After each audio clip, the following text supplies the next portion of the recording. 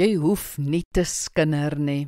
Spreuke 26 verse 22 en 23 sê, 'n geskinder is soos lekker kos, mense sluk dit so maklik, soos om 'n potskerf met silwer oor te trek, so is dit om slegte bedoelings agter mooi woorde weg te steek.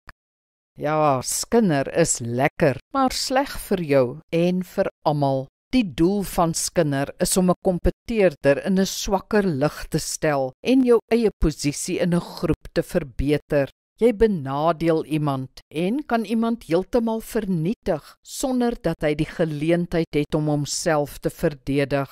Daarom is skinder gewetenloos. Hou jou uit skindergroepies uit. Onthou, soos julle van ander skinder, so skinder hulle ook van jou. Ook in gewone gesprekke moet jou radar vir skinder jou waarsku wanneer 'n gesprek afbreekend raak. Vra jouself, is die bedoeling nou om iemand sleg of goed te laat lyk? Is die storie wat vertel word korrek en gebalanseerd of eensaidig, uit konteks of vergroot? Is die gesprek so dat daardie party maar deel kon wees van die groep of moet dit geheim bly?